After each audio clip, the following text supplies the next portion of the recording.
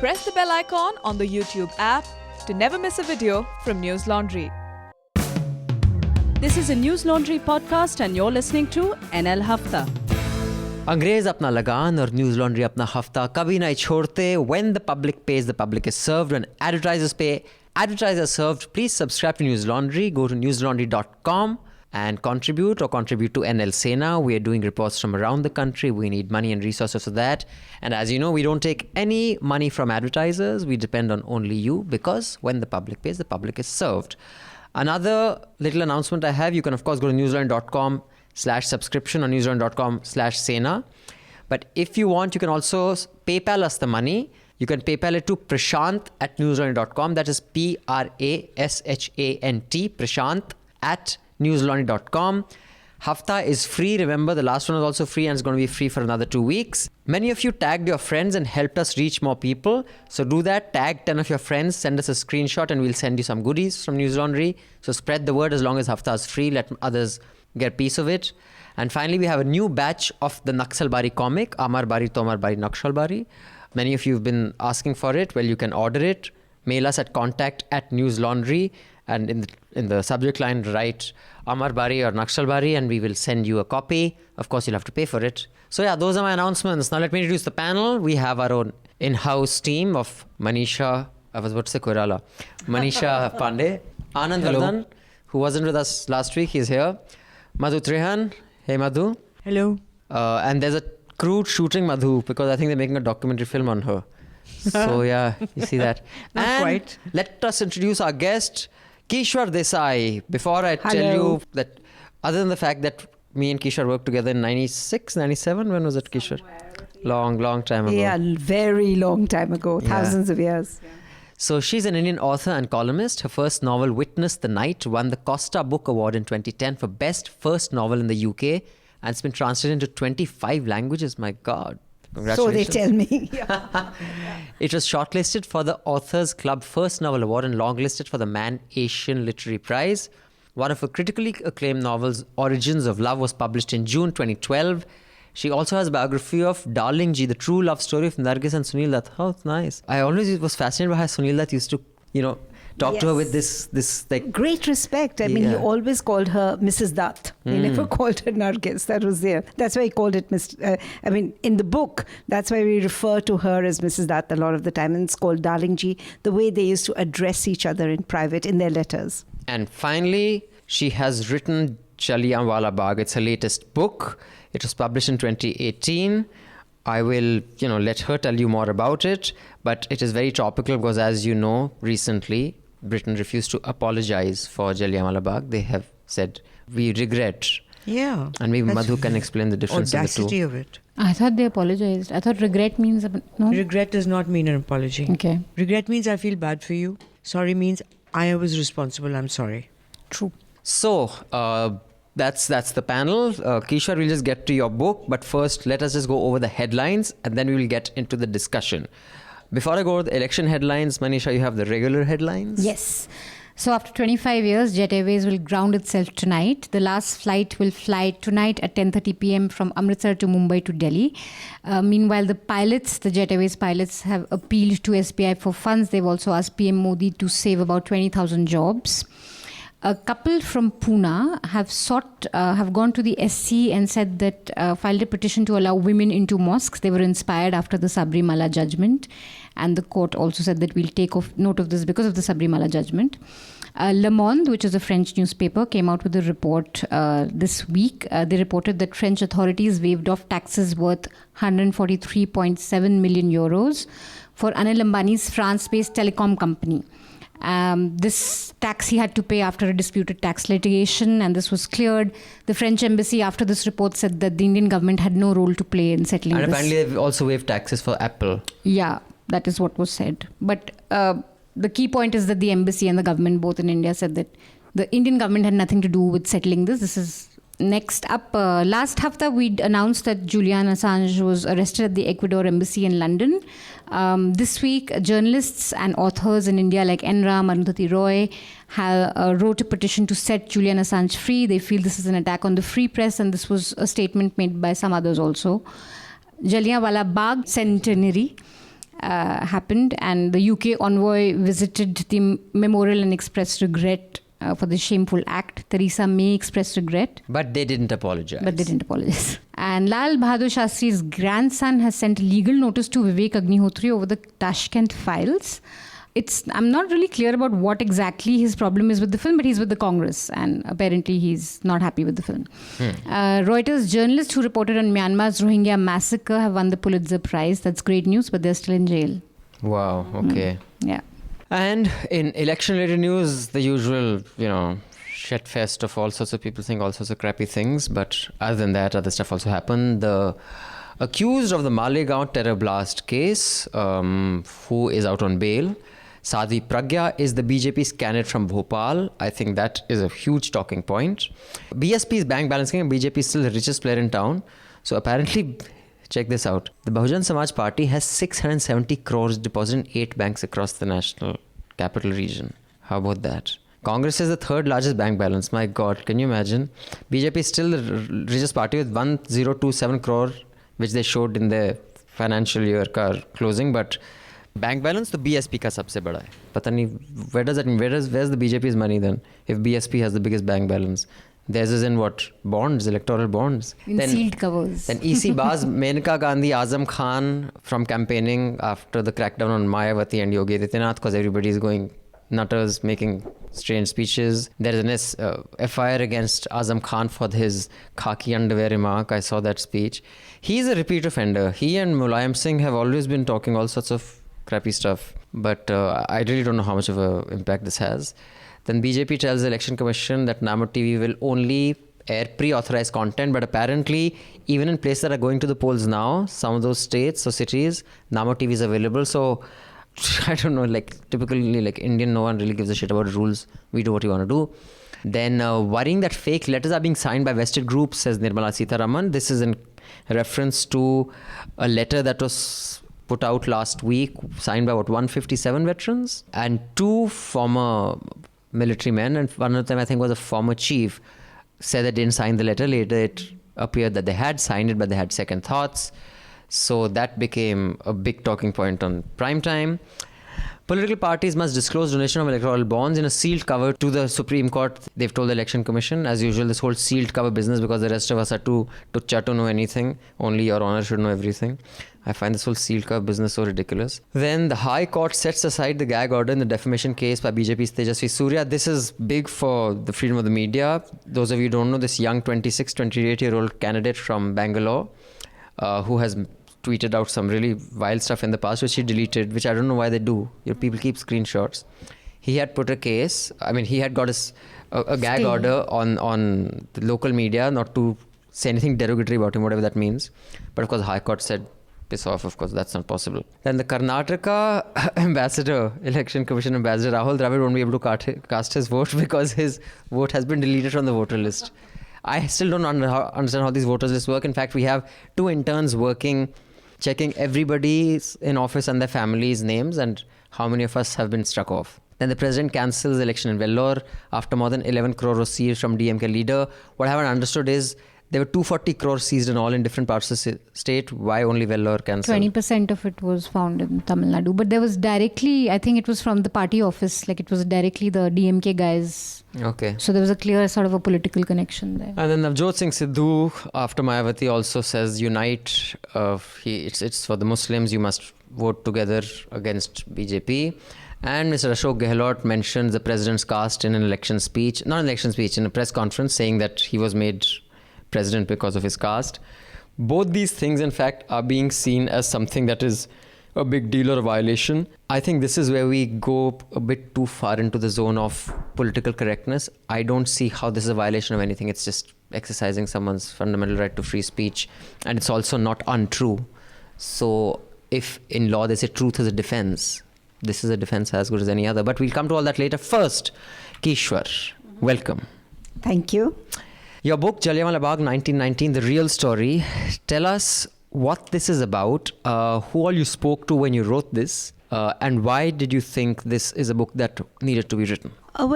Firstly, I do want to say thank you for calling me because, as you know, the last 2 weeks have been very, very crucial since this was the centenary. Last week was a centenary week, 13th of April. We completed 100 years of Jallianwala Bagh. And I also want to just quickly jump into the discussion that you were having, and then I'll go back to the book about the apology and regret. Now, apparently, and this again, not being a lawyer, I found this rather strange that if you regret, you do not have any financial liabilities, but if you apologize, you end up with financial liabilities. How interesting! Oh my God! Which is what they were, the British, So as then always, they're keeping their Kohinoor safe. Yes, not only the Kohinoor. I mean, all the shiploads of Reparations, yeah. stuff which Go went, to the which Victoria the Albert British Museum is full of. Yes, You can't imagine how large their Indian collection is. It is. It's bigger than anything I've seen in India with 4 museums put together. Absolutely. So my point is, this was something which was told to us privately because we had formed a group and we had decided to approach the British Parliament, Theresa May, my husband even wrote to her, etc., trying to say that, look, this is the right time.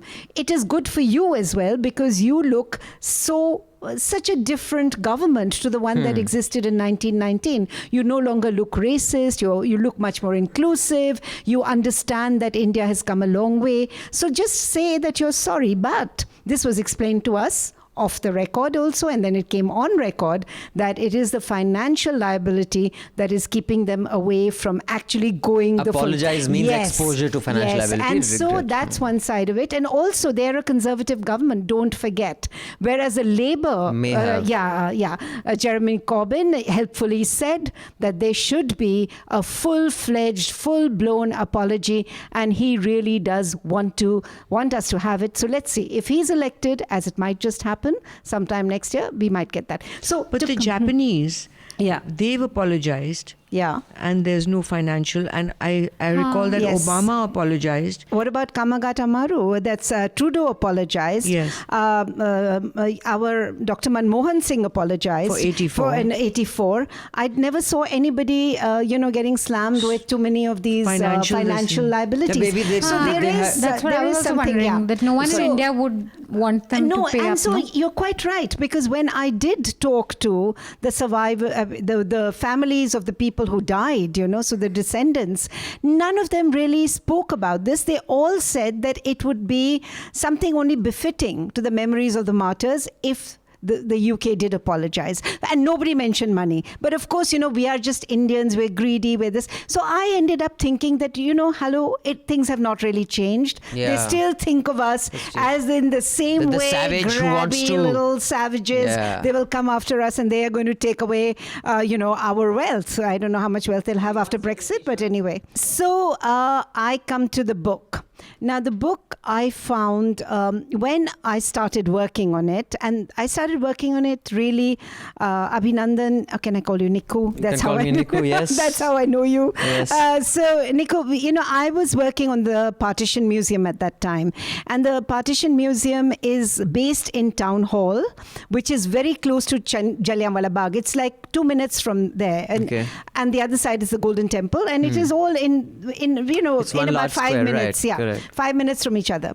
And at that time, we discovered this photograph which showed that Town Hall had been burnt in 1919. And I did not know this, that, that whole street, Hall Bazaar, there had been riots, and many buildings in Town Hall at that time, around Town Hall at that time, and Hall Bazaar at that time, had been burnt.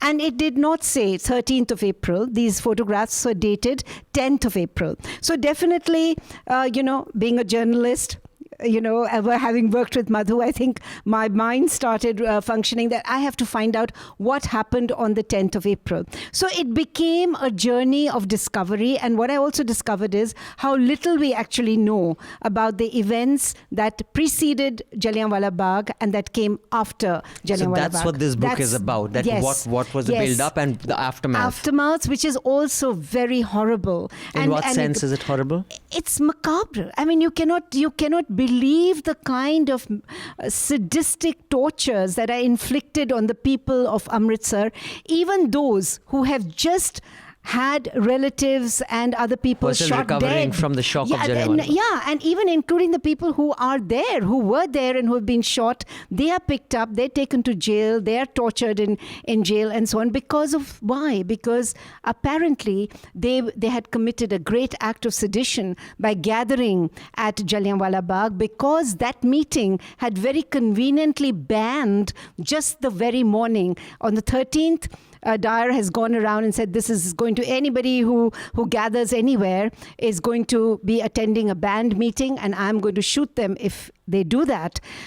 And he does not make this announcement anywhere, Jallianwala Bagh. People are not stopped from entering that place. But Nico, even before that, Punjab has already been suffering. It's been completely a very brutal regime under Sir Michael O'Dwyer, who's then the Lieutenant Governor of Punjab in 1919. And indeed before that, where he has already repressed many movements, including the Gadarites, whom we've also forgotten now, that how brutal the treatment of the Gadarites was. And they were rebels. I mean, basically, they were trying to get independence. This was much before anybody else in India was fighting for independence. They already were. And this was on the day of Baisakhi that the firing happened? The firing happened, yes. On Baisakhi Eve or the day of Baisakhi? No, on the day. 13th of April was Baisakhi. It was a Sunday. And that was the day that the firing takes place in the evening.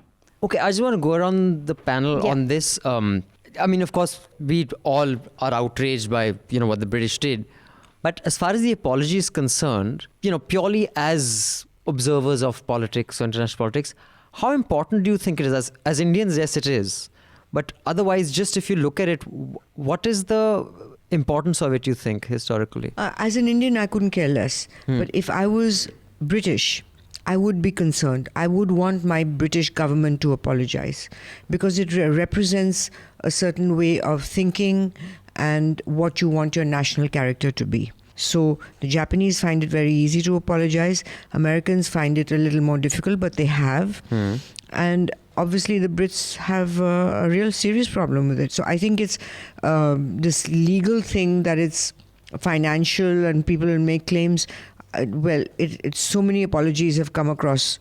In Manmohan Singh apologized for the 84 riots, and nobody's filed cases for financial restitution.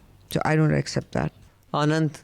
Okay, I mean, national psyches have this need for reconciliation with historical memory, and for that, apologies play a part. I think in 1967, I am forgetting the name, a book on Jallianwala came. He was a history professor. I think he was the first to document all the declassified Hunter Committee. Datta. Datta, someone, yeah. V. N. Datta. So his daughter has interviewed her. Yeah. So he used Hunter Committee documents also. Hunter Committee was appointed to look into it, and its papers were classified for long, and it was released, and he did. If in at that time also, when the book came out, the reporting in newspapers showed that there was a call for some apology, means limited to academic circles. That was not any kind of popular movement for it, but yes, I think with so many decades having passed away, the bitterness has somehow mellowed down, and now the apology, even if it comes, would not serve that instrumental purpose if it came earlier. It won't seem genuine or sincere, like it would have had it come without being extracted like a molar. I think it's very important to apologize, both for India and for the UK. I don't think decolonization is complete without the colonizers really admitting to the full extent of what they did. Otherwise, you'll still have movies like you have Churchill, where he's eulogized even despite his role in the Bengal famine. And I think just an acknowledgement of the fact that they really fucked up for 100 years. They screwed around with the country. It's very important for the white world to recognize that. And I think the UN also, in some cases, like they told Belgium to apologize for what they did in Africa and Congo, which was again terrible. I think it's very incumbent on them to sort of recognize, and especially now when you have a world order where everyone's sort of closing down, like there is talk of UK for people, for an English. Acknowledgement of historical injustices, some basic human... And this was not just one injustice. That's what if you read my book, you would find that there was, as I said before, there was a huge repression happening in Punjab, which is very different to what was happening in the rest of the country. Rest of the country was also racist. It wasn't like it was a wonderful regime anywhere else, but it was particularly hard. And it was also awful because later on they impose the martial law orders, which make it absolutely horrendous. So you have that, like those crawling orders where people are forced to crawl on their belly. They cannot go through a particular street. That is the only way that they can reach their homes. Women inside those homes are starving. They're dying. People are grabbed from anywhere else. They're whipped in public. They have no for minor indiscretions. Maybe they didn't know how to salute Dyer when he came along. That kind of thing. In Lahore, 64, because it's a story of undivided India, really. And undivided Punjab. In Lahore, 64 martial law orders are passed within 2 months, which means practically, you are passing 1 or 2 orders every day. And these were ghastly. And these were demeaning. These were demeaning and shocking orders.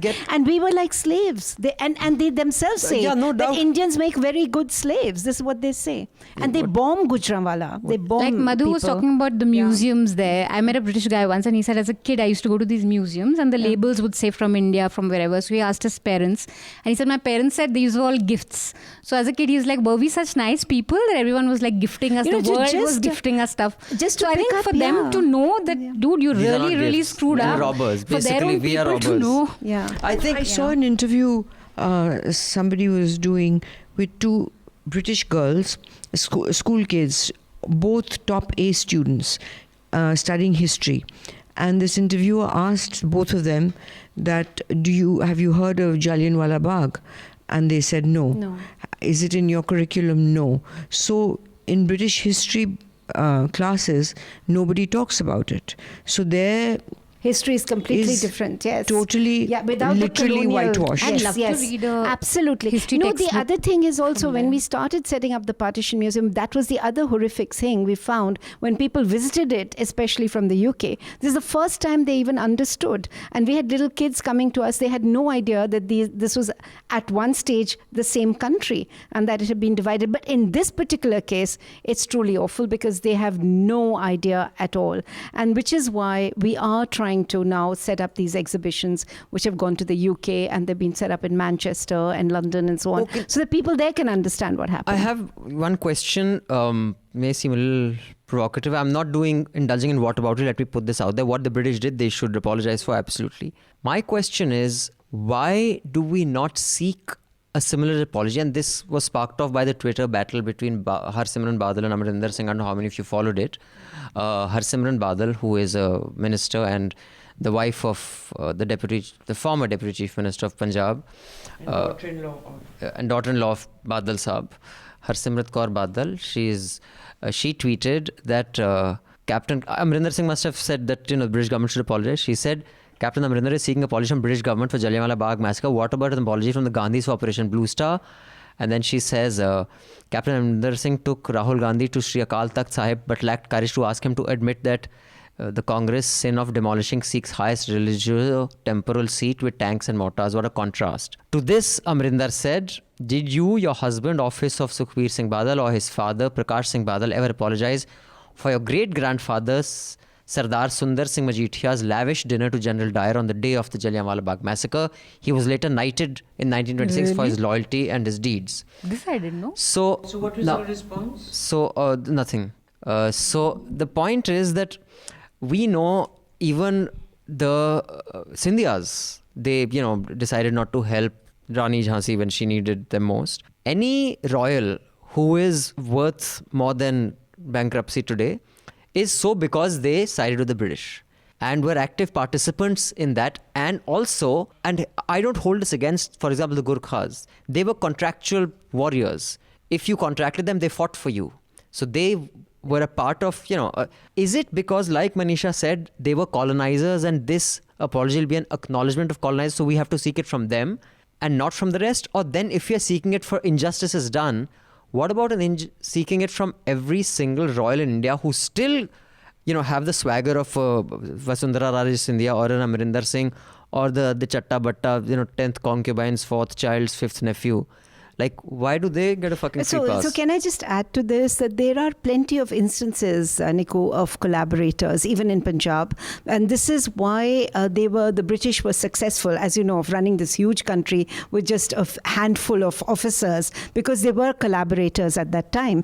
And in Punjab, it was particularly much worse because they were recruiting agents for soldiers. So not all the soldiers who went and fought those battles went willingly. They were actually recruited by agents who then were given huge tracts of land. So why talk almost just about slavery. It was almost slavery, and they were the agents got huge tracts of land. So the Rai Bahadurs and all those titled people that you do know of, and the people who were knighted and so on, always had that kind of a background that they came from that closeness to the British, and that is why somebody like Michael O'Dwyer was able to suppress and oppress the ordinary people, and that is why Jallianwala Bagh comes as such a strong statement, because this was a movement. It was the Anti-Rowlatt Act movement. It was a satyagraha that people were doing very peacefully in Jallianwala Bagh when they were attacked by Dyer. I think it was a turning point of even how the world perceived the British. And also because the people themselves rose.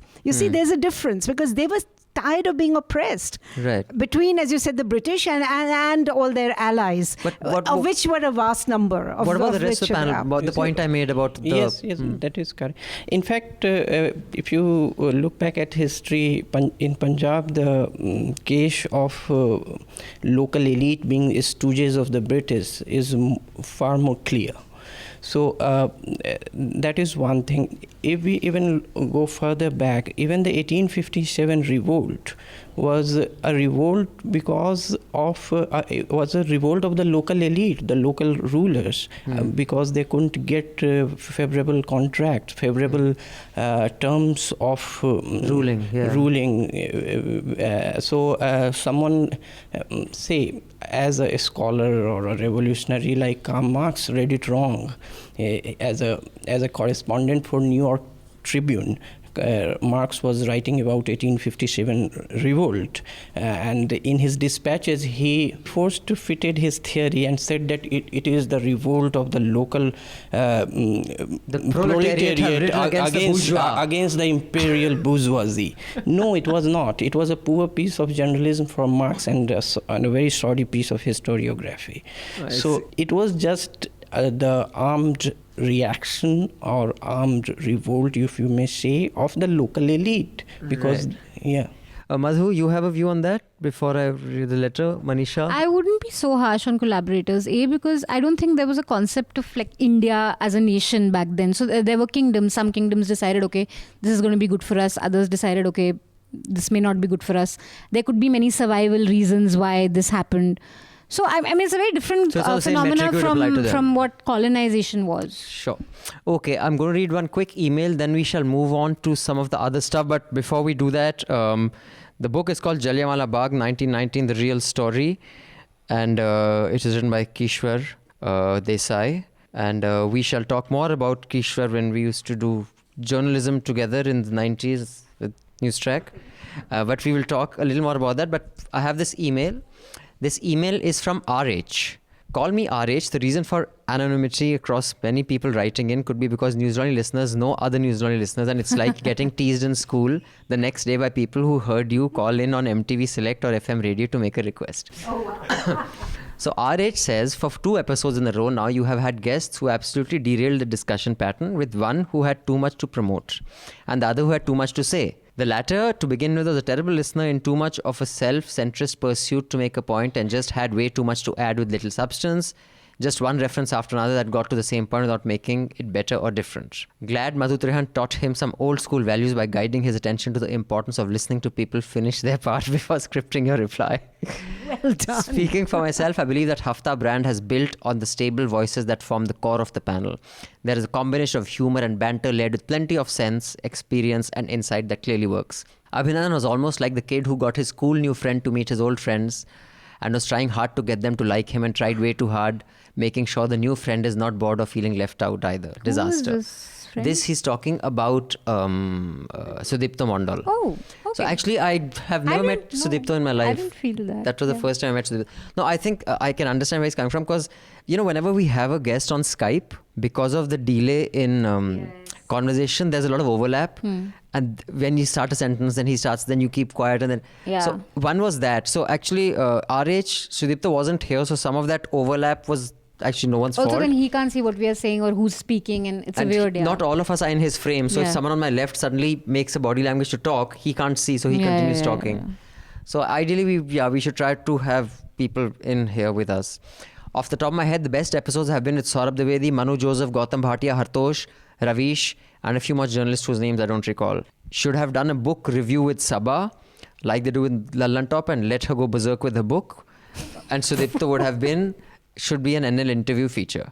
If you start NL Sena segment just to fund interviews with Abhinandan, I'm certain people would fund that, and you will not have to wait for someone to be in Delhi to pull this off. The promos about the articles, well, I'd love to do that, RH, but I just don't have the time to travel so much for interviews these days, but hopefully I should be able to do that soon. And then Awful and Awesome, he's commented upon. He really likes Daily Dose. He says it's doing well, and really appreciate the effort and time that goes into all the content that you guys do. In the midst of a quick comment on salaries, appraisals, and the lack of funding that you guys face, it's a stellar attitude and character trait to have. Yes, not getting salaries builds character. Remember that, guys. Okay, got the message. We'll continue to help and support every way that I can. Have a good weekend, and thanks again for what you do. Thanks, RH, for that email. I'll keep that in mind when we, do other content and news. But thank you for your support, and thanks for everything. Now, if I can quickly come to this, I'd like to start this way and travel from right to left. I don't have a position on this, and it was funny because my niece asked me, because kids ask you simple questions. Bhai, अच्छा आदमी है कि बुरा आदमी? Julian Assange.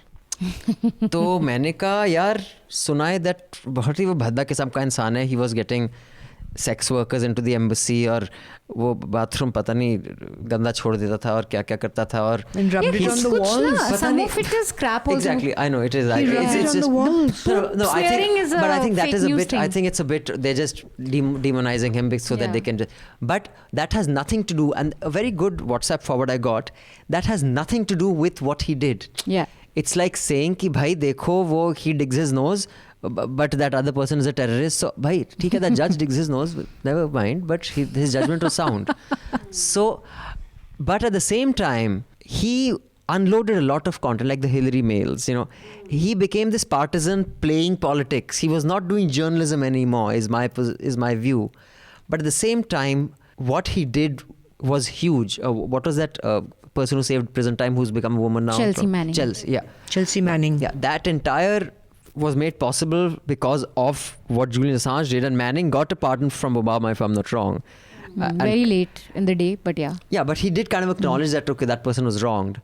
So, Madhu, provide an answer to that person who asks you, Julian Assange, does he deserve to be punished or not? Good man, bad man? See, I think Julian Assange represents the new kind of, I wouldn't call him a journalist because he's not out there digging up stories or reporting or interviewing people, what a journalist does. What he did do enable hacking, and that is different. Journalism is not hacking. It could be part, if you hack someone as part of a story, even that's forgivable. It's one tool in a larger project. Yeah, so this was just that. So he's a hacker. And then, as you notice, as he goes along, he's extremely partisan. He became a political player. He's a conservative. He's a supporter of Donald Trump. And is he? He's a supporter of Donald Trump. I think he was anti-Hillary, but I don't think he was pro-Donald Trump. But I mean, not anti-Hillary, but but he Ajit ने बोला था दुश्मन का दुश्मन दोस्त होता है. No, like there are people who are anti-Congress in India, but they're not. So I've seen two documentaries on him, and I also saw him in conversation in the Wales Hay on Rye book festival, where he was on the dais and the audience really slaughtered him. And he was defending himself after the leaks.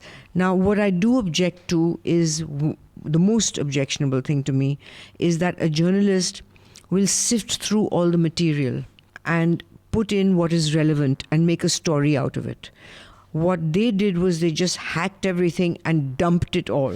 Yeah, that could compromise And it people's did families. compromise. People's families. It did compromise a lot of intelligence, people, and people had to be, because they were exposed, they had to be withdrawn. So it created a huge turmoil. And I think that's also okay if it was journalism. But if you're it's not journalism to just expose someone that if I know someone's a raw agent and I just say, okay, he's a raw agent. I don't think that's journalism. I think there's a very thin line over there. And so I'm not comfortable with what he did, the way it was done. It wasn't journalism. Okay. Anand, your view? Will you also, be a, one thing, will you, I do believe that the rape charges in Sweden, those are cooked up. This is that's my guess. I think Yeah, they were trying to get the him in all pattern sorts in of which ways. it happened is almost traditional when you want to get someone. So I maybe he's an idiot and he's not very good with personal relations, which it seems he is really weird. But I think that is part of how to get him. Okay. Anand, because I've just got a phone call, a con call with Arundhati and N. Ram. They want to, if you'll sign the letter with them to free Assange. No. No. Shocking. Huh. Tell me, what is your view? No, I am always in favor of people being jailed. As a son of a police officer. Sab chalo jail. Jail I bharo. love that line, but you have to end it with, I'm always in favor of people going to jail except me. Remember that guy who'd been saying, Sabko andar dalo jail mein hai, and then he ended up, what happened to him? He became Chief Justice of Delhi. That's a good one. But you know that guy who was jailed, so-called journalist and all, he was abusing everybody. All these anti-Modi people should be jailed, and then they put him in jail. Who? I don't was know. this? We discussed it on Hafta. Oh, okay. Okay, let me And think. then he got sick. What's wrong with you? You I'll call think of yourself this. journalist, nobody remembers. Badam nahi khaya I aaj. have my age. As an excuse, you don't have anything. In Karnataka. Anand. Orissa, Bihar. हाँ, बताइए आनंद. No, see, I think Julian Assange, world will come to terms with him. He is one of the earliest cases in information age of an information bandit. He is an information kind of in the phenomenon of information banditry is new. And how the world deals with Assange will be a test case. So one would have to be very careful about framing moral positions on it, because the law of the land you are in, a citizen, also has to matter. I think he would have been safe if there was not a change in government in Ecuador. The change in government... Yes, that had a lot to do with it. Yeah, because the new president, he leaked his private photographs and something. Because there was some austerity measure and they showed him having lobster in his bed. The moral positions on it have also to do with the power arrangements in a particular time and space. Right. So that also... Now, I know only this much about So him. you give us the real politic without having a the way he position was carried about- out was just pure comedy. Yeah, but he was also grinning. It was a bit of a farce. He was shouting and screaming and Then he crying. winked at the camera. But 7 that was years, later. But when he was being But he's carried been out, sitting in the way there, he was yeah, carried out was comfortably, funny. yeah. Like they picked up his, obviously wasn't walking or moving, so they decided, let's pick him up. And his normally when you chair. pick up someone, you pick them up from the shoulders or you drag them from their hands. They picked up his heels, faces forward, his heels are at the back. So he's being carried I face thought he was forward. in a chair. No, Oh. he's being carried face Like forward Superman. and his heels up and he's horizontal. He's flying through the sky. He just Yeah, needed a cape. yeah. That's all. Yeah. We should send the Delhi police to get him. They would have just dragged him out by he has no hair. Okay, but He has hair. He had a has a ponytail on. beard. I mean, Okay, that they dragged really him from dragged there. with his beard. Kishwar, your view. My view is that, Assange, strangely enough, here is a man who creates havoc around the world, with what he's done. He's a bandit. He's allegedly a rapist. I mean, we don't know. Sure. We are assuming that it was a setup. But I still come from that old world kind of thing where I tend to believe the woman, unless there is anything to prove that it was not done to her. And because he also comes out as being a bit peculiar. So definitely for me, that is a big blot on his character, But enough the journalism. to jail. So okay. Then you come to the whole fact that he did this this. Now, are we living in a world that there should be no punishment at all for anybody who allegedly robs your private? You may be anything. You may be anything in your private life. But should not there be some kind of punishment that you are exposed to the entire world through no fault of yours? Because you're exchanging emails with maybe the best friend you have and you're saying something in confidence. So I think there was a slightly, there is a flank that kind of hero worships this sort of thing. And I'm a little, cautious about that, because ultimately, no matter what the rules of the new information age are for some people, but definitely when I put a WhatsApp message out there or I email somebody, I assume I'm doing it in privacy, though, as I know now that governments are spying on me, etc. But hopefully, nobody is going to leak all that information. So I am on the side, unfortunately, for the other people who write, I'm not on the side of the people writing that letter and saying that, free him, because I think he needs... it needs to be shown to the world that some of the information, since as we've already discussed, it was undiluted. It did not have any kind of reason that this X was there or Y was there. It may have brought down a lot of people, but put a lot of people in danger. So I do believe that what he did was wrong. If he had all that information, maybe he could have dealt with it somewhat better. Or so what you're saying is some of that information did deserve to get out, but just vomiting out on the internet is not the way to do it. I also kind of object to the whole act of just hacking and throwing it all out there. And he was like having a lot of fun. Yeah, he was a hero. I mean, he became a hero to the whole world. Because we are all in for freedom of expression. What kind of expression? This is my stuff. But if someone wants to be a hero, that's a personal character flaw or trait. But for example, him releasing documents about the expenditure on the Afghanistan war. The American people have a right to know as a journalist. I think that as a journalist, if it's in public interest, but some of the stuff he did want to give that information to anybody else. He wanted to be the hero. He wanted to be the guy who's in charge of all of this and releasing it. I don't care if someone wants to be a hero. Like if someone says, "Maine story kiya," I mean, there are enough journalists. I mean, if you're talking about wanting to be heroes, we can just walk in. We can just walk into the closest. You can come for the media rumble.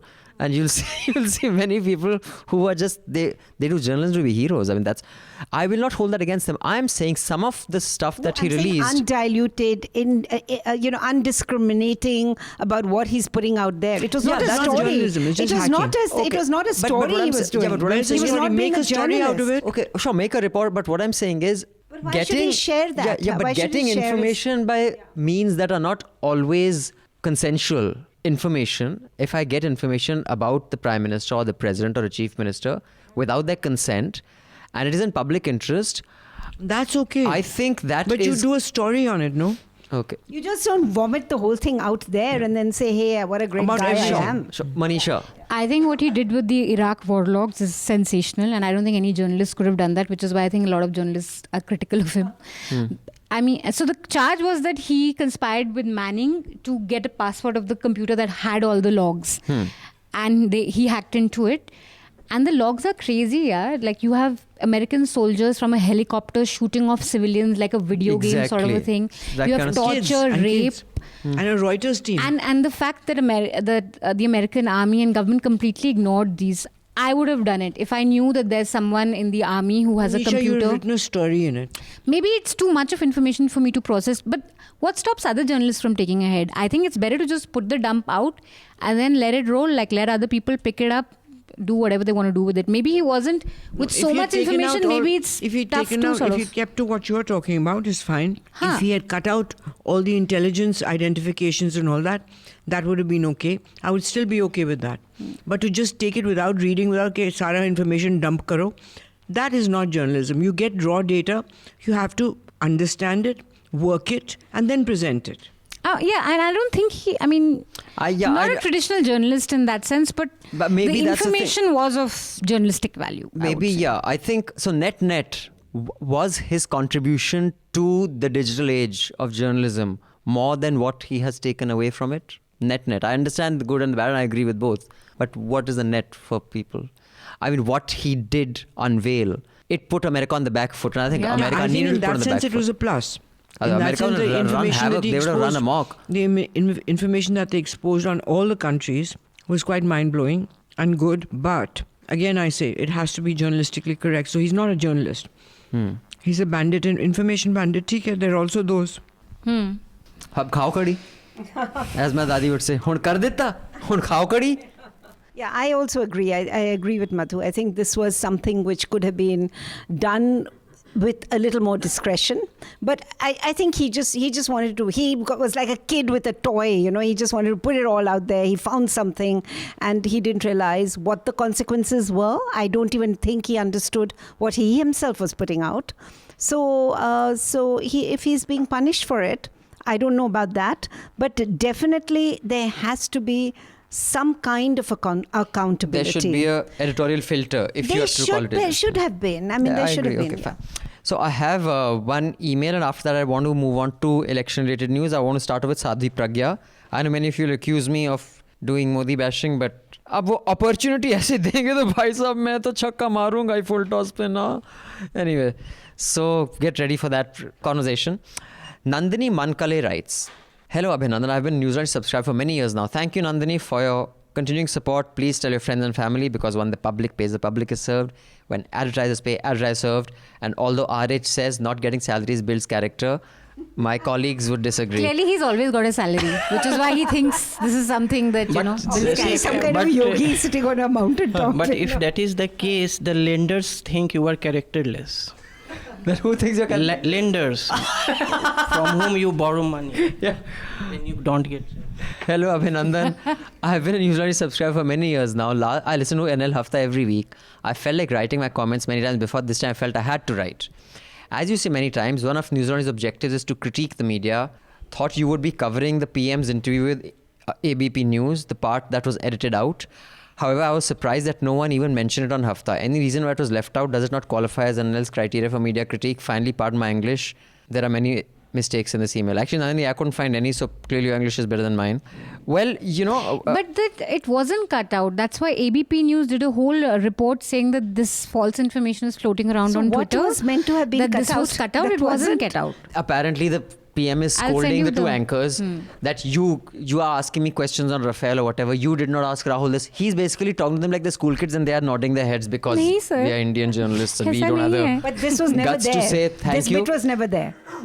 So was claimed on Twitter, but then ABP But apparently it was there. clarified that it But the was. reason we didn't, talk about the interview, and this is an interesting thing. I don't know whether we discussed on the Hafta. I was talking to someone later about this. This time the PM's interviews have not made headlines. Like he's given a bunch of interviews. I know in my house they were playing all the time. In office they were playing. No one gives a fuck about watching them now because no one's expecting anything, So honestly, it wasn't a conscious omission. But I don't think the PM's interviews are piquing anyone's interests now. They're just, nobody expects anything. So maybe you should critique it on Nuisance, Manisha. But yeah, Nandini, they weren't left out for any conscious reason. People just thought it was a boring piece of news and that's that. Anyone has any views on the PM's interviews? Anyone has anything to say about that particular interview? I think it's indicative of how repetitive he's become, how repetitive the interviewers have become. Yeah, same sort of questions. And how repetitive Manisha has become, because in Nuisance you repeated the same thing which had been done before about aapki energy kahan se aati hai. You've done that before, haven't you? But they keep doing it again, so I have to keep doing it again. That's insane. Anchors keep asking that question. That's insane. You're supposed to critique them, not just do the same bloody thing. It's No, crazy. it was to show that this question I is said, being what is asked. this? Am I watching an old one? Or you should just say, my post-production team was saved time this time, so I'm just going to play going to something that ask happened them, last. yeah. No, but it was a She new repeated the whole report. segment. It's been done before on Nuisance. So Modi is repeating himself. The anchors are repeating himself. No, Newslaundry is repeating itself. We're all guilty. The India TV report was new. Can I just say one thing? I think for one thing, the Prime Minister is very erudite. I would say he likes also to talk, and he has been on air a lot. He has been having interviews, one-on-ones, and he's even recently, there was a piece in the Times of India also where there was a Yes. long interview. Day before, yeah. So I think he's already covered a lot of subjects. And he has also been talking every weekend, I think, or every fortnight, he's been talking about Man Ki Baat and so on. So I think there is a sense that, not a fatigue, I wouldn't call it a fatigue, but I think, yes, the expectations are that he's not going to be saying, especially now it's election time, he's just going to be reiterating a lot of the things that he's already said before. So perhaps that is true, as you said, that people are not watching with that same kind of interest. But believe me, Niku, there is a whole lot of people outside our little gathering out here that follow every word that he says. He has a huge fan following. It may not be in your house, it may not be amongst the people we know or see regularly, but there is a phenomenal following that listens to each and everything that he has to say, and they admire him hugely. So there you can't get away from that. Just a little point about why his interviews are not getting traction or not being received or read or. But that is in Delhi media. I think it's also about the timing. When you are addressing 5-6 public rallies daily, and you are saying different things, but some core things are same, and at the same time you are giving interviews to channels, newspapers, so you are more expected to say the juicy things in public rallies, not interviews. And the television channels are playing those rallies, rally speeches. So then there's no reason for the interview. What interview? He is only giving for the people who will not go out to vote. Means who is? There are very few people who read English newspapers and vote. But I will say this: I'm taking a metric of the same. I'm comparing apples with apples. In 2014, every interview of Narendra Modi on exactly these channels was a big deal. Because we didn't know him. He was a new factor in our lives in that time. And also, like Madhu said, now I think they don't even pretend to hide it. He does scripted interviews. So no one, at that time it was still ambiguous. No, tough questions asked. Narendra Modi does not do an interview unless he knows what the questions are going to be. I mean, I don't know about that. I mean, I've never done an interview with him. So we know about that. I think the News 18 interview was better with Rahul Joshi, but there was one thing strange which was pointed out by others also, that while giving the interview, Narendra Modi suddenly he shifts to the camera and focuses on camera, and it's as if he's reading from a teleprompter to address the nation, to give a sort of a speech. That was pretty strange, because in an interview it's always two people talking to each other. Yeah, but I think so. Anyway, so that's that. I will quickly just do a plug once again and then get into the Sadhvi Pragya issue and my hypothesis that I've been harping on for so long, that the whole economic agenda is just a farce. It is purely a cultural agenda. And I have 3 instances to prove it. But before that, guys, the News Laundry Sena is around the country bringing you stories, ground reports. So I'm sure you've been seeing our stories, elections with NL. You can PayPal us money for that to prashant@newslaundry.com, prashant@newslaundry.com, or you can go on to newslaundry.com/Sena and contribute, because you guys got to help us cover elections, because it has to serve you, the public. Also a reminder that this Hafta will also be free. So we had asked you guys to tag at least 10 of your friends on Facebook or Twitter. Send us a screenshot to contact@newslaundry and we'll send you a goodie. Many of you have done it, and this is happening because you're fixing some tech glitches, and many of you have been complaining. So the app and the website will hopefully be in good technical condition by the end of this month.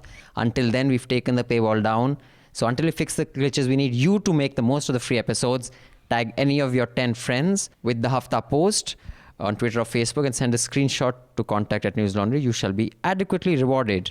And also the new lot of Naxalbari comics is up. So, just laying the context, Sadhvi Pragya, who is an accused in the Malegaon blast case. I'm sure you've read the pieces of what the judge had said at the time. She has been, what's the word I'm looking for? Jab baizzat bari kiya jata hai? Acquitted in one case that was with the Ajmer blast. And also, she has not been charged under Makoka, if I'm not wrong. UAPA. Charges were dropped. Initially, I think she was charged, but those charges were dropped in 2016. Right? But the fact that she's been put up as a candidate is clearly because of what are her chops. Her chops are that she is one of the people whose bike was apparently used for the Malegaon blast. blast. And there have been meetings where things were said about teaching the Muslims a lesson. Whether she was involved in the blast or not, I don't think anyone disputes that she has held those views. So her claim to fame is what? Her claim to fame is that. Yeah. Now, she's one candidate. We have seen the speeches. There's no mention of Vikas. There is a lot of Hindu-Muslim. There is a lot of green hai, unka green virus hai. And I have 3 very good friends who are hardcore Modi supporters. And they have defended everything he's done, from Yogi to demonetization till today. One of them is a banker. I was like, tere to clients to do bhi jayenge. He still defends demonetization, that it was a great economic flip. Because when you paint yourself into the corner, you can't say, fuck, I was wrong. So you keep defending the indefensible. But on this, 3 of them have said, okay, fuck, we can't go this far. At least 3 people I know. And I have a feeling what Kiran Bedi did to BJP here, because I remember many geniuses who did not know Kiranji and had not worked as closely with as I had. When she was made, I said, wah, BJP to doob gayi, khatam. Because she can't get along with anybody. 3 campaign managers quit. I think she will be that for them, because a lot of people say, fuck this. We cannot go so far in defending the BJP. I want to know if you guys think so. Is it a big deal? There's a reason to be quite that pious, because if you, as we all know, there are, hundreds of candidates who are charged with murder, even rape. No doubt. Embezzlement, all kinds of things. So focusing on just this one, focus on all of them. I have an answer to that. The answer to that is, there are 2 things. There is, let's say, a sexist comment, and then there is rape. And there is this whole spectrum between that. Okay? And so, like someone said, if everything is racism, then nothing is racism. If someone makes a joke, I mean, many of you have heard the black angel and the white angel joke, I'm sure. And when it was told to me the first time, I laughed. Does that make me racist, and am I the same as someone who had slaves? No, I'm not. And I refuse to, make that whataboutery legit. Secondly, if I'm in politics and I have indulged in some criminality, I'm not saying it's okay, but I have been in politics and that's why I'm getting the ticket. Madhu, this is for you. That's why I'm getting the ticket. So let's say I'm Kamal Nath, not to say that he's, taint free of what he did in 84 or accusation. He was in politics, he's accused of that, and then in continuation, he got a ticket again. Sadhvi Pragya has got a ticket because of her accusation. You get the difference? There's a big difference. Today, I am known for what? Let's say I'm known for my social service. And I also have a murder accusation against me. You can say, social service ne kiya, that's part of the political thing. But if your entire claim to fame is your murder accusation, it's clear why you've been given the ticket. So but she's also a Sadhvi, hang on. She's supposed to be some kind of a religious there are about person. A million So I'm saying, can I just say one thing, Nico? I think, can I just ask you another question, and then we can come back to what's happening. I'm just wondering what exactly is going on in Bhopal, because Bhopal is the one seat from what I can see. People are not so enthusiastic about it in any case. It seems that people do not want to stand from there. Even I believe Digvijay Singh was not so enthusiastic about fighting from there. I think there were other reasons. No, they could be. But she has been so far the most enthusiastic candidate to want to go and fight from Bhopal. Now, is she seeing something which we are not seeing? Let's look at it. Let's flip the picture. So let's flip the picture. Sometimes the candidate is representing something which you and I, sitting in a Delhi studio, are unable to see. What is happening in Bhopal. Bhopal is full of bigots who want Muslims dead. I don't know. No, I don't see it that way. I mean, I'm sorry. I've always been an optimist, even in the most terrible circumstances. I still like to believe that there are good people out there, and they cannot be. You cannot just tarnish a whole community like that. That all Hindus are like this, all Muslims are. I think that also is very extreme. But for the BJP to choose a candidate like her and put her after their experiment with Yogi Adityanath in UP, is it saying something to us that we are like, just going on bashing her up and saying she's like this, she's like that? Firstly, I mean, she's a woman, she's a candidate. She had many allegations about what was done to her behind bars. I have no proof. I don't know whether that was actually done to her. Was she set up? Was she not? I have no idea. But the fact is, she is a woman candidate. She's standing from there. It's not going to be an easy ride for her anyway. But for the BJP to have chosen her to fight against Digvijay Singh, what does it say to us? I don't know. Maybe there's something more to the story. As far as I remember, BJP has never lost Bhopal seat since 1989. Since 89, they have never lost. So it's considered to be a safe seat for BJP. 2-3 things. I am just trying to read BJP's mind. On the face of it, it's a brazen act. But what led to this decision? So sometimes when you explain things, people think that it is your view. I am just explaining what. It's not a justification, it's a deconstruction. BJP has been what I think a Cambridge historian, Professor Shruti Kapila, said that in 2014, BJP's arrival was of radical conservatism. Means it was now a byword for change. So in India, conservatism is change from the regular stream of political discourse pre-2014. Now, a narrative that BJP has been building, whether it is on Babri Masjid or this Hindu terror remark, is of say that we are being attacked. And Sadhvi Pragya, there are a lot of accounts of her being manhandled and mistreated in jail.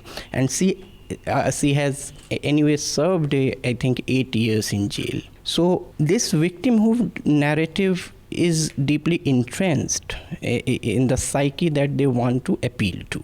Now, those who don't buy that victimhood narrative are anyway, they say that they are not our voters. They will anyway not vote. And whatever our positions may be, Hindu terror remark does not go well with Indian psyche. So because of its very small scale, it is still seen as hasn't reached a critical mass, which is still seen as an outlier.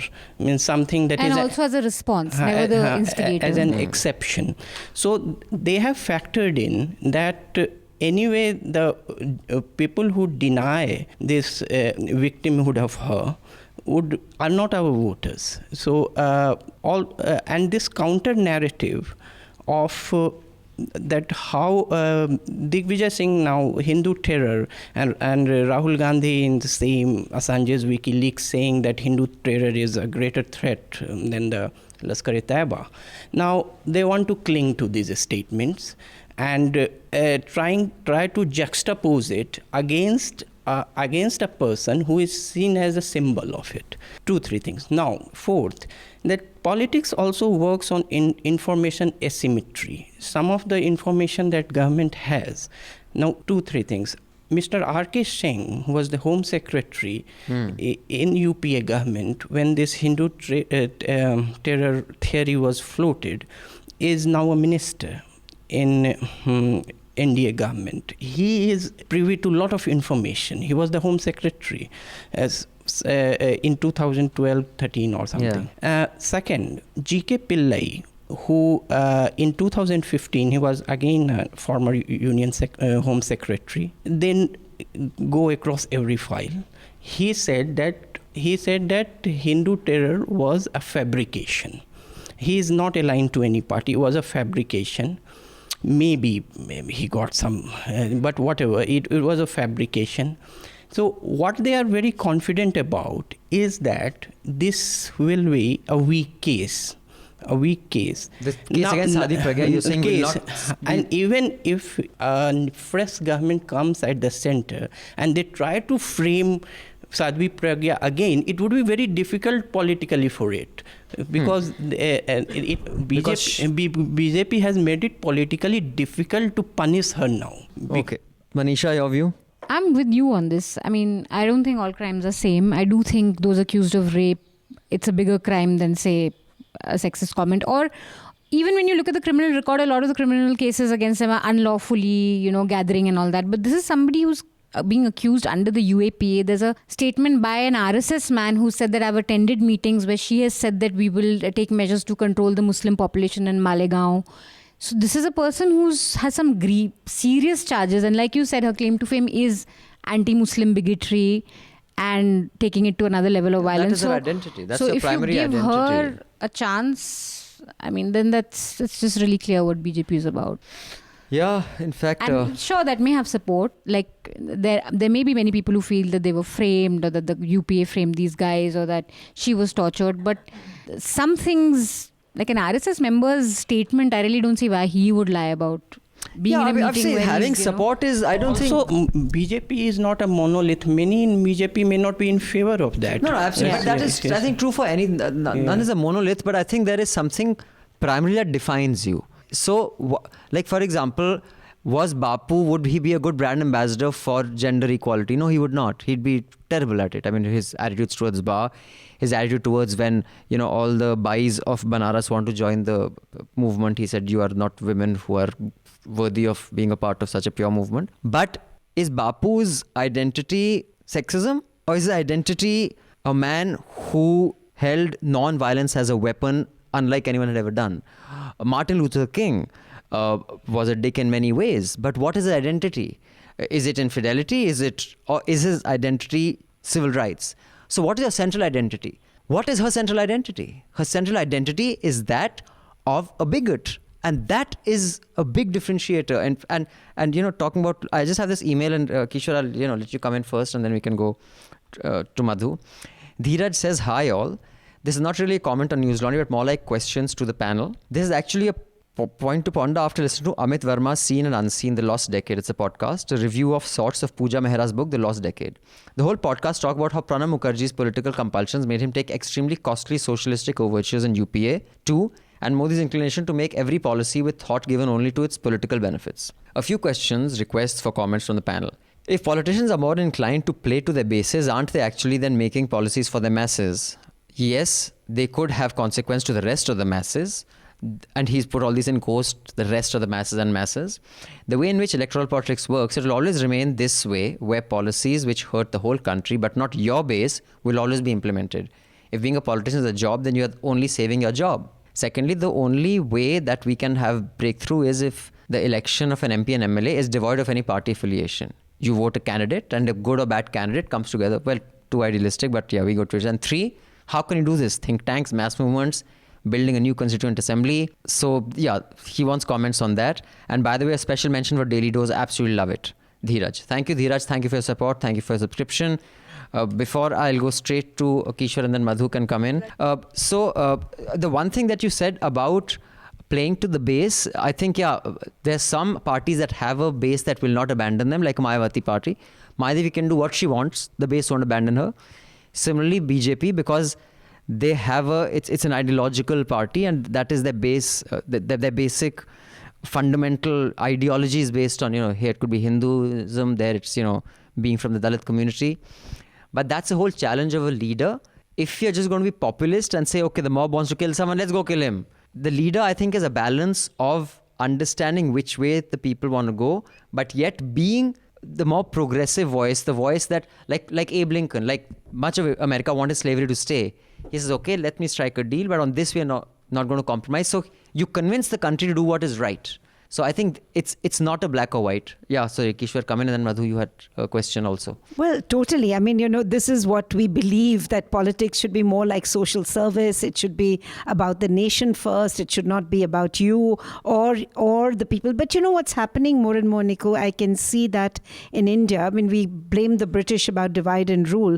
And I'm not talking about any specific party. This whole thing about trying to garner the Muslim votes, which has come out so openly this time, and it is so sad. I mean, because they are every bit as Indians as the rest of us are, but somehow it is, many parties are now appealing to them, be it your Mayawati, be it anybody, Sidhu. So even Sidhu, I mean, Congress, yes, they're also appealing. So when you talk about going beyond your vote bank, and you're trying to reach out, you're still reaching out to another vote bank. You're not actually looking at the country as a whole still. Your only goal is how do you get past that 33, you're 33, you're 34, you have to reach that 50%. उधर तक तो आप पहुंच नहीं सकते. 30-35% आपको votes मिल जाए. Are you saying that's inevitable? आप जीत गए. Somehow A plus B plus C, you just get that formula right, and you've made it. So I think the fact that Mayawati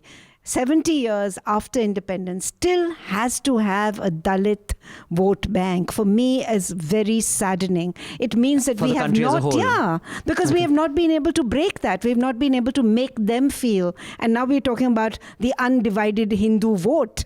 Where is that Hindu vote? It doesn't exist, if it still requires a separate Madhu? base. See, the question I wanted to ask Anand is that obviously this lady Sadhvi, she's got a set bank vote. And if those people are going to vote for her, as you said, the BJP has always won in Indore, then why do they need her? In Bhopal.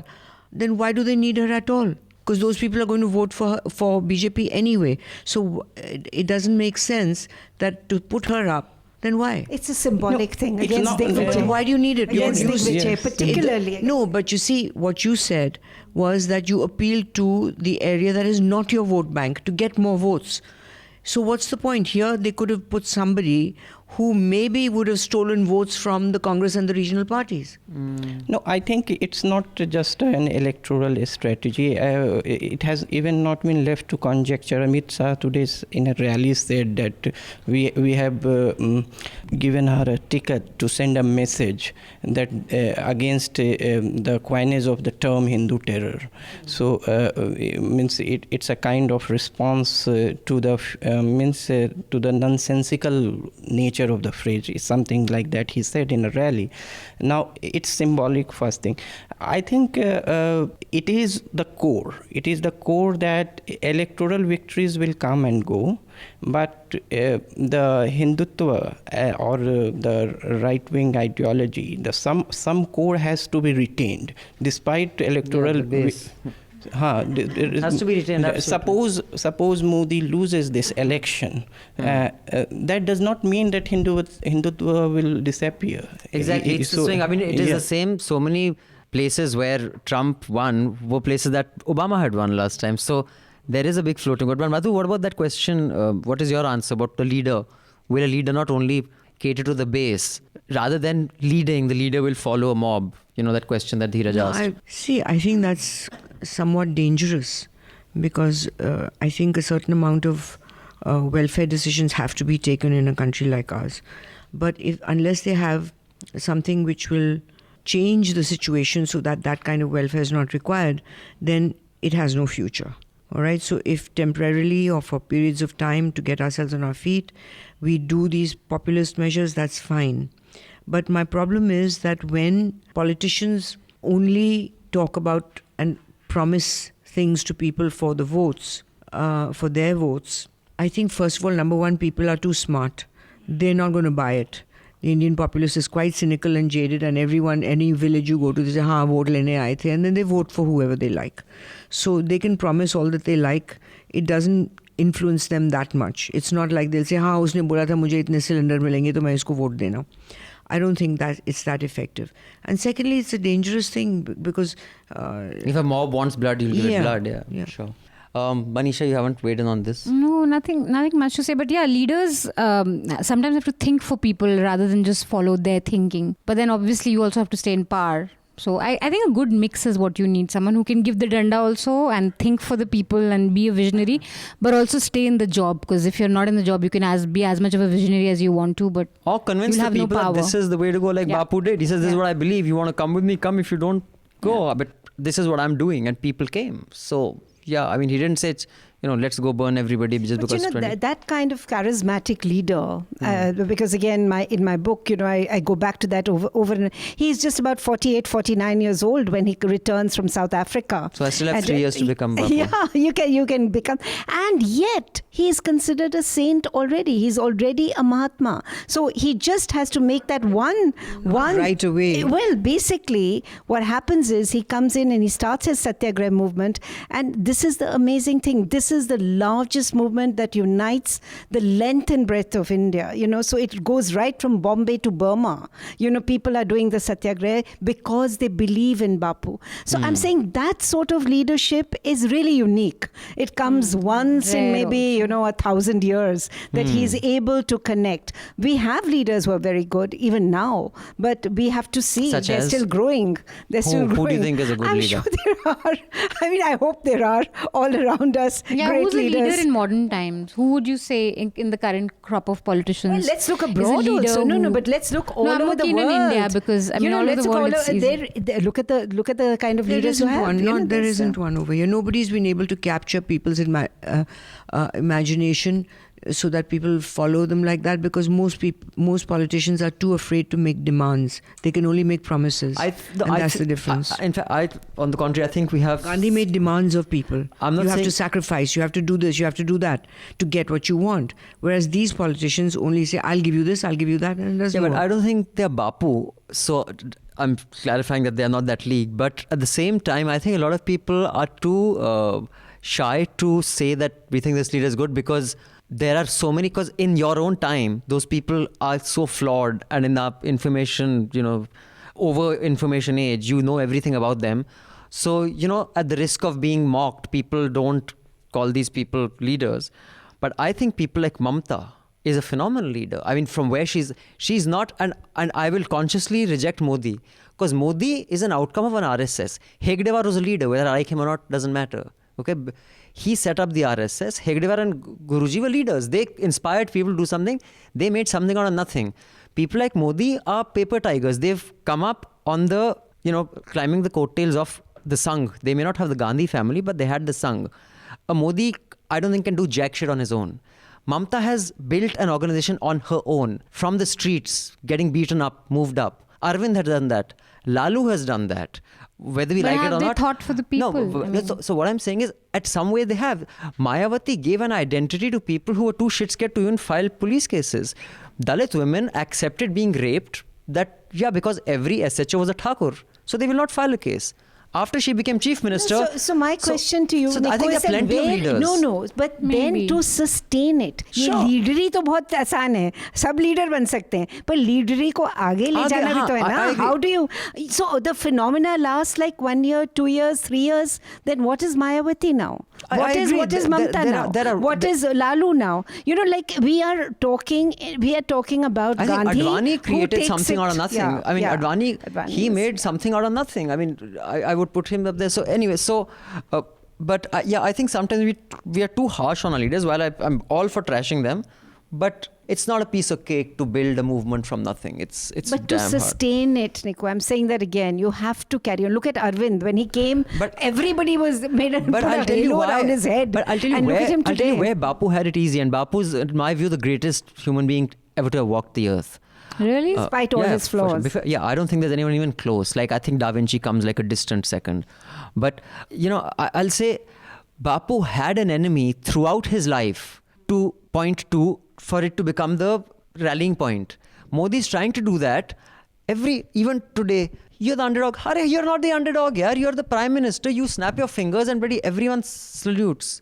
So no one has this perennial enemy that you can point to. Bapu had a perennial enemy.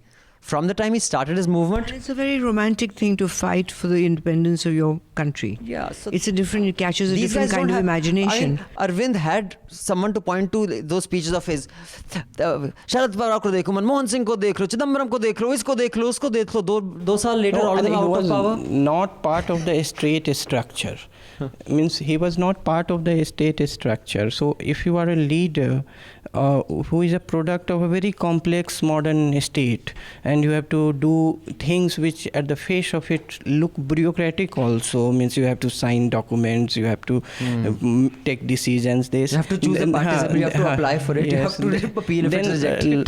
Then a lot of those pretensions of greatness come down. It means just because of your association with power, lot of veneer of greatness. You said it, but the leaders we talk about, Martin Luther or Gandhi, were not part of state structures. Okay, so I have two, quick emails. After this, I quickly want to discuss, and then we'll just wind up in 10 minutes. Kishwar, we've kept you here long enough. And so just think about that. I want to speak about this whole thing of not being allowed to appeal to a community for votes. And Kovill, that remark that Kovill was made president because of his caste. And I don't see what and the Menka problem is there. Gandhi's this thing also we should discuss. Along But with all of this reminds me of the point Madhu was making last time with Sudipto. This mail comes from Shurveer Singh. recollection of past experiences because of Hafta's discussion on caste. He says, the last Hafta discussion about hiding your caste identity brought back memories of my own. I became cognizant of my low caste when I was in the 9th, and my math teacher inquired my caste. We argued a bit about my two surnames, Singh and Sachan, and then he explained to me that Sachans are Kurmis and hence belong to Pichdi Jati. I can still recall feeling helpless about it, that for no fault of my own, I was banished to identify with backwardness. In an effort to erase this identity, I dropped Sachan from my parents' name, and my parents' name in all legal documents. Many times in my life, people have mistaken me for a Thakur and I have deliberately failed to correct them. Burden of the shame is heavy. When I joined in engineering college, the whole episode reincarnated. I didn't lie about rank or my caste, so I had to prove my worth to my roommates who all thought I was too dumb to be there. They were all angrily opposed to my reservations and I was made to feel apologetic for my existence. When I started outperforming them, the eye was directed towards the SC/ST people who struggled. I remember one of my classmates talking about a student from scheduled caste that he doesn't look like an SC guy, which is code for poor and uneducated. He also used to decry how reservations is only being used by rich SC/ST people. Apparently, Savarnas don't inherit a sense of irony from their ancestors. Having become politically aware, now I proudly own my identity. The wounds that made me feel less, I wear them now. Like battle scars, I have started to recognize the achievements of my father, who was the first of his generation to get a master's, or my brother who topped his state intermediate exam and became a diplomat, or my own, of being the first in my family to live abroad. We were all crippled by the caste system, but then rescued by the caste-based reservation system. Why should I feel ashamed to claim what's my own? Thanks and regards, Shurveer Singh. Thank you, Shurveer. I loved your email. Yeah. And very inspiring story. And I completely agree with you on this whole, it is not merit and you haven't earned it. I think you have, many of us haven't earned privilege, but we are where we are because of privilege. I know I'm where I am because I know Madhu. I mean, let's face it. I mean, had I not got that job and Madhu wasn't looking, someone give me the greatest resume. Sabrina was working there. She knew me. She says, "तू कुछ करता नहीं है सारे दिन तू लंबे बाल के साथ टीचरी करता है तू आ." Madhu said, ठीक है उसका दोस्त है काम कर ले. And the rest is history. I didn't have to fucking write an exam. It was just access. So that's true for many in journalism. Yeah, I mean, of course, then you proved yourself. Or so you think. So I think. Anyway. No, he but did. This angst against reservation is so there. And I think the big reason is because in schools we're just not taught. Like caste system is a chota sa chapter ki, it was division of labor and later on became I don't know in your generation not, Why but not? my ICSE Hindi book had a character called Tendi Chamar. We did not know it is a caste. We used to refer to someone as a Chamar or Bhangi because that's what people did. Yeah. It was bloody in my when I was in college I realized that these are actual. In school we didn't even know. No, but then what you're our talking have to be our taught. textbooks had this shit, yeah. What you're saying And is... reason for reservation. But can we just say that, look, forget about textbooks. What is happening in real life? This is something which we have to constantly remember. That how many, from coming from whatever caste we are, how many of the other castes were we mingling with, and what kind of work were they doing in our homes and what kind of an attitude. So, just don't blame everything. What about the real life education that was going on around us? Which is the indoctrination which we get from childhood, So I'll tell you, Niku, what happened to me. I mean, when of course, most of them unfortunately are still doing, domestic work and things like that. But see how urbanization, how transferring from your village to an urban area changes things. Because the woman working for me now, domestic, doing the sweeping, swabbing, I don't know what caste she is. She could be anything. I mean, she dresses well. She looks like...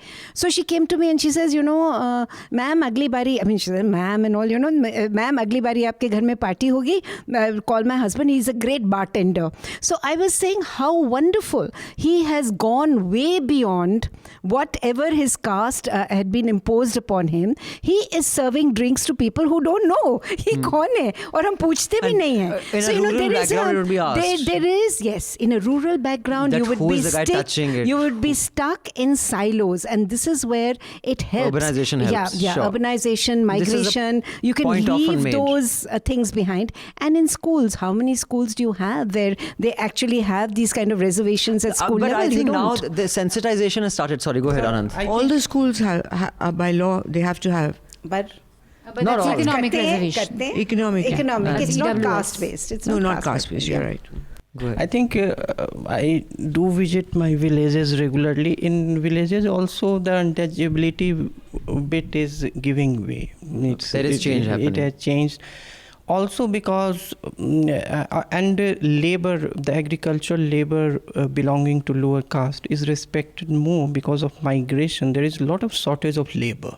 People are not ready to cut your crops or something. You have shortage of labor. That has changed. Means the upward mobility of lower caste. So in the scene, even in rural India, is not that there is this Amrish Puri Thakur and this, that. No, it is changing. I mean, the terms of social discourse, the terms of social transaction, it is undergoing change. It means it is not... Well, good to hear. Yeah. I think, and as it should. But going back to what we started the discussion with, the textbook point was just like British need to learn the horrible mess they created with colonization. I think Indians also need to learn the full extent, the full horror of caste system.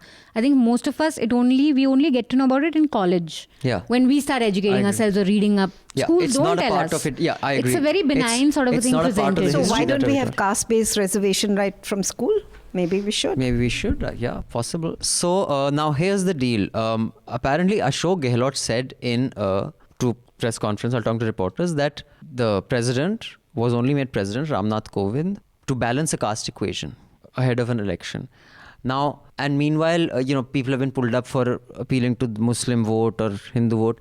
I had taken part in a debate at the National Law School University a couple of years ago, where I had argued exactly that this should be allowed. I don't see how you can say you should not be able to ask. I mean, I think Yogi ji should be able to do it. Modi ji should be able to do it. Mayawati should be able to do it. Because a lot of identities and injustices were on the basis of religion and caste. How can you say you cannot ask for votes on the basis of religion and caste? I find this, whatever rule or advisory of the Election Commission, so foolish and bizarre that I don't even know what must have been the conversation when they said, let's not do this. So tomorrow, suppose... Pure saal karo, bas Abhinandan, what you're saying is true. I agree with you. It's a very important point. But you see, don't forget the manner in which it's asked.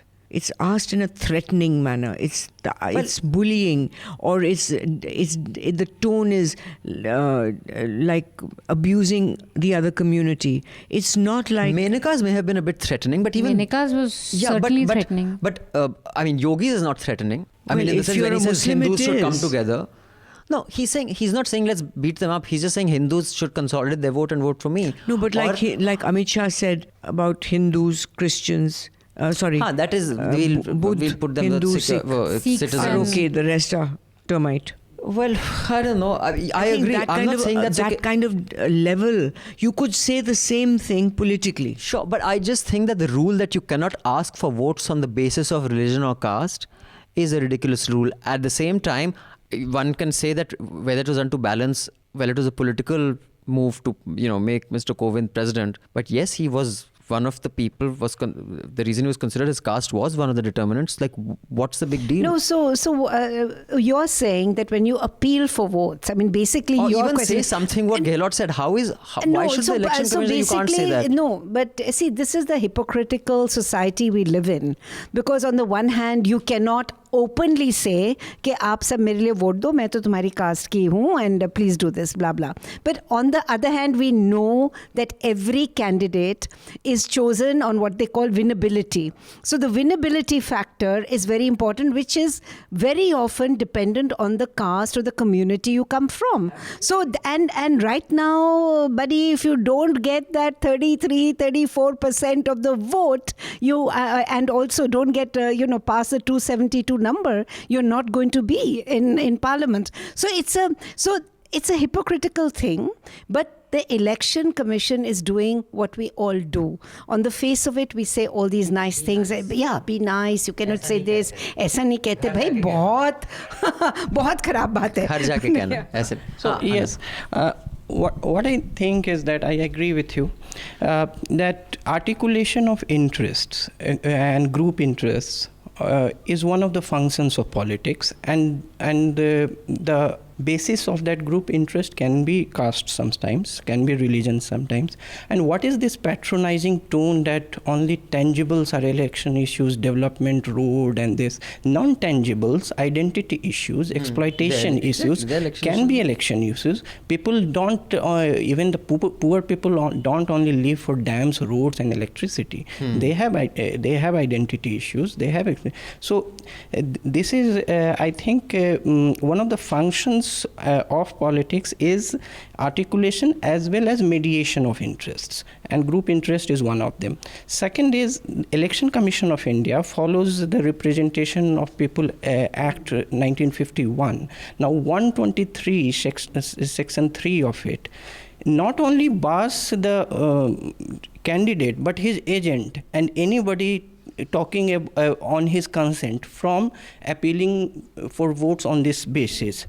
And not only that, even the elected, suppose I say that I am of different caste, but you should vote because for me, I will do, you are of this caste, you are barred. You cannot appeal to the electors. You can't really acknowledge that person as a caste. मतलब ये नहीं कि मेरी caste क्यों तो So weird, na? So What is schizo rule in also India? a language. No, I think So interesting case is Odisha. If someone is trying to make a comment on the elitist nature of the chief minister that he cannot speak Odia, you cannot make that, because that would be linguistic that would language. be appealing against a candidate on the basis of no. I am just making a point. Yeah, but that would be against No, but this is the Representation of People's Act he's talking about, and this was very much why it was brought in, because those days people really feared that India was going to fall apart again. It may have been on the relevant region, for that time. yeah, on the reasons of religion or caste, or because we'd just gone through this massive breakup in 1947.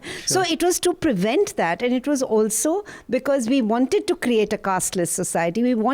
These were things which we aspired for.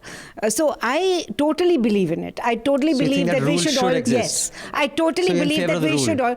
Yeah, but I know that on the bottom line is that nobody really sticks with it. But I believe in it. Manisha, Election Commission, now all these lines are daily broken. Well, Election Commission knows that the compliance of these rules will be only in breach.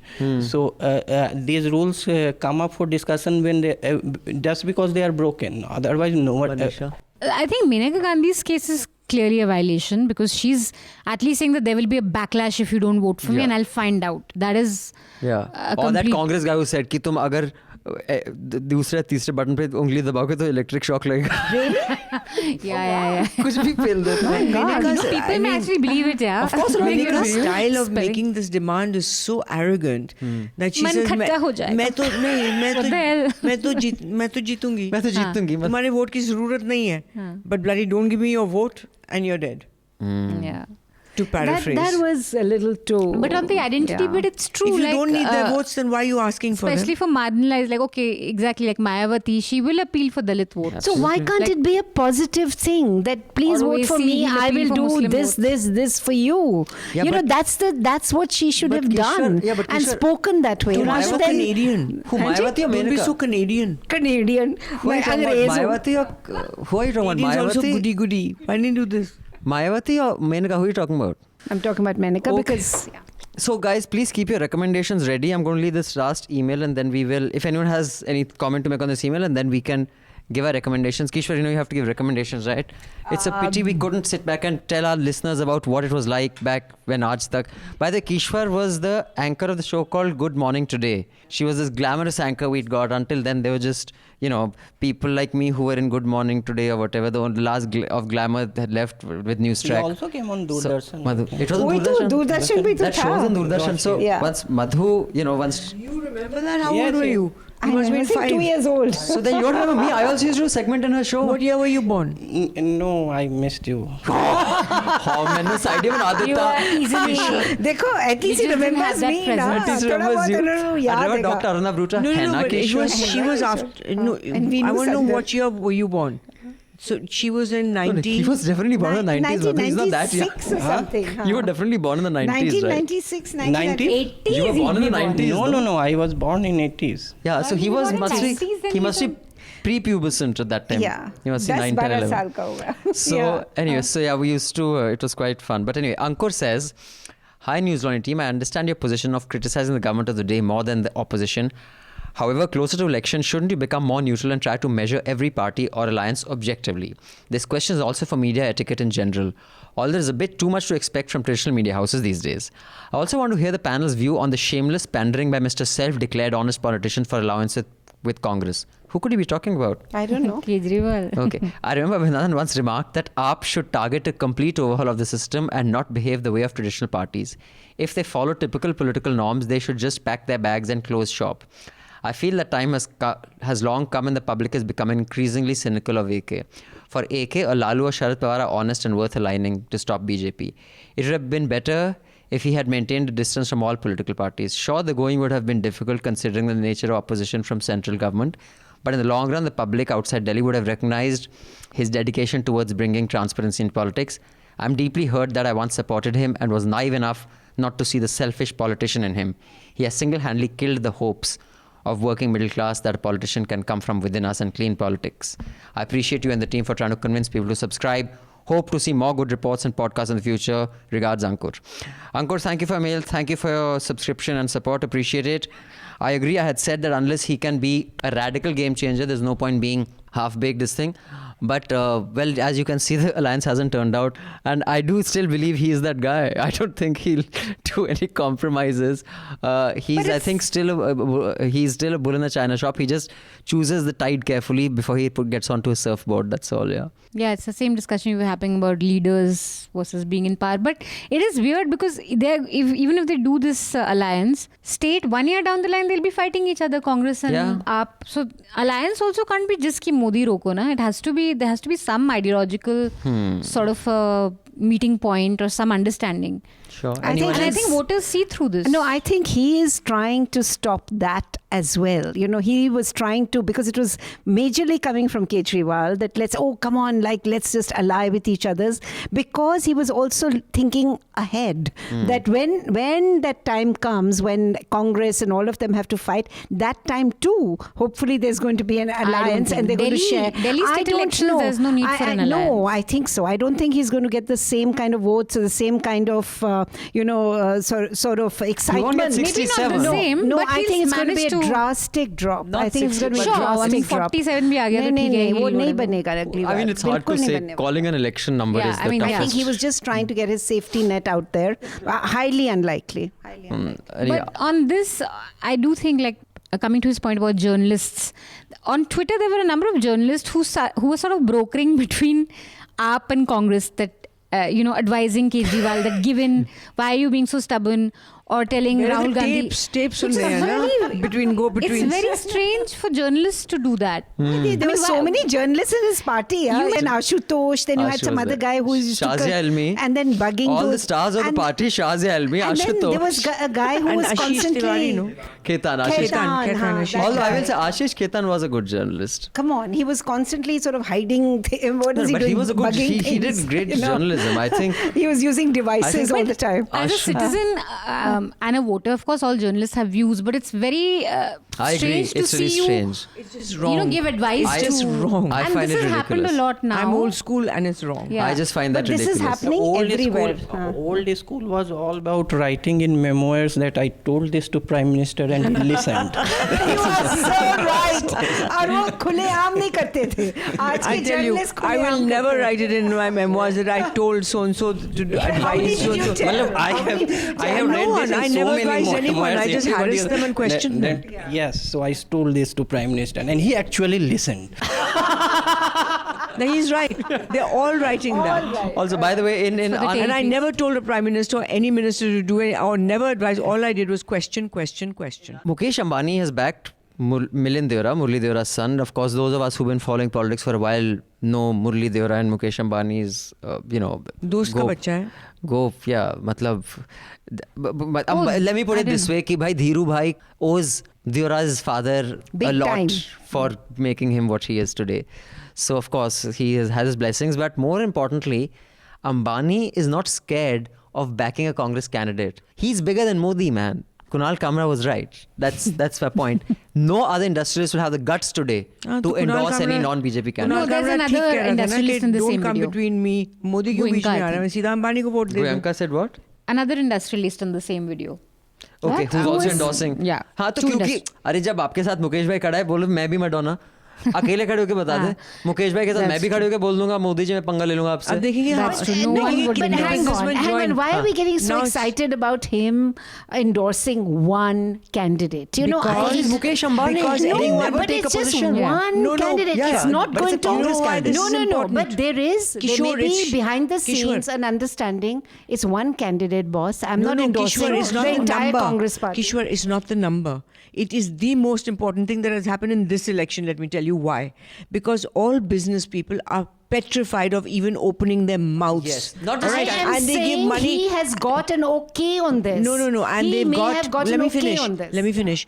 And they all give money to both parties. Congress is also taking money from business. Madhu, But with Mukesh having bucked the trend and endorsing a Congress person, now you see how they'll follow. उसका नहीं They won't follow. they won't follow. There will be one candidate and there will be something else. There will be some other deal somewhere. That's okay. I don't so think there'll there's be a going deal. to be no. I totally see where we are coming from. We also assume that the industrialists can do a hell of a lot without the government, no matter how rich you are. It is so not true. Kishwar- It is Kishwar, so nobody not thinks true. that. Ambani is a different Everybody, body. no, thinks that. not The even an Ambani. I don't think anyone Nobody can do that. Nobody thinks you know, that because the because they business have to people talk. have, They are have to known discuss. to beg, to plead. I They don't know go about on- that, but Of I'm course, saying that they tell me all- one businessman they who have to calls the negotiate. shots to the government. Name one businessman except Ambani. जो भी वो करते हैं वो No, सरकार से पूछ के करते हैं. Exactly. That's not breaking news. They go in a delegation. The American delegation, business delegation, comes with Obama, telling Obama, these are the terms we want. Our businessmen go with Modi with मेरा खाता मेरा ये please license दे दो मैं ये कर दो. They go to plead. Our businessmen are known. All they do is plead with the government. They've never shown spine. The only person who ever showed spine Premji. was Anu Aga when she spoke against the Gujarat Azim killings. Premji, that's the same And time. Aziz Premji, that's all. Nobody else. And this fellow Rahul Bajaj said something against Modi and he apologized. So the I'm next just day. saying, so what's the breaking news here? This happens all over the world. It's not unique to India. That the industrialists I've and the never seen a- politicians No, it is all unique work to India behind because the industrialists scenes. around the world No, of tell course the they work government behind what the scene. they The want point and I'm the making- government listens. Only one. You watch and wait. Only the one. point I'm making is not that they behind it. This is my limited point. This is an old One debt sec. which he's repaying now. Yeah, but what and the I'm- whole world knows it doesn't after matter. this is it. But after the fact that he can endorse a Congress candidate shows that he can piss off Modi and live with it. But my point is that today you have a rival channel, which is something which is coming up, which is going to gobble up News Laundry, whatever. But Which rival somebody comes along and says, Okay. I'm going to invest in you, Niku. But at the same time, I have to place, because it's an old debt, I have to place XYZ in that channel. This is my understanding with you. Is that okay? And this is going to be the editor of the other channel. You but think he did that? That he asked Modi, is that I okay? don't know. I I'm don't just, think- I'm Not just at all. giving you. Not time nahi hai. I'm just Not giving at you. all. He doesn't I'm just need giving to. you. I'm just giving you another point of view. See, I'm a writer. I'm an author. I write novels. I sort of think. What are the scenarios that are played What are behind the it? scenarios that could be playing? But So I don't I'm think you're just supposed to enough asking you. businessmen, because I'm they're asking so you in cowardly. your wisdom to consider this. That No. there I is tell you, I have another something point. that is happening Okay. behind the scenes, I have another and we point. should all be sensitive to it. Okay, now I have another point. What happens when, say, somebody like Dawood, somebody crosses Dawood, all right, and doesn't give his hafta? What does Dawood do? Does he let him go? Now, if he lets him go, it sets a precedent. Yeah. So he's caught. You can't slap a bully. Exactly. So Modi's in a position now that either he shows some teeth to Ambani, that all of you can't do this, all of you can't, हमारा side deal है. Yeah. ये और बता दो कि ये side मुझे deal है. नहीं मालूम. But if he lets him get away with it, then everyone will say इसके तो दांत ही नहीं, हम जो मर्जी करें. I think just one sentence. The key point here also should be whether he has endorsed the candidate or the party. Yes. The candidate. candidate or That's the what I'm party. saying, that it's a one and candidate. endorsement of candidate can be for very personal reasons. Of course it can, but I mean, it Let's goes not out. get the too visual goes out. excited about it. No, it's I it's think just it's a a big small deal. thing. I think it's a big It's deal. just something. Yeah, okay. So, recommendations, starting with Madhu. Last week I was reading Rajat Gupta's book, and that interview is done, and I highly recommend it. Kishwar, recommendation. Other than your book, recommendation, Jallianwala Bagh, yes. 1919, The Real Story, that I'll recommend, Kishwar. You recommend something else you think our audience should read.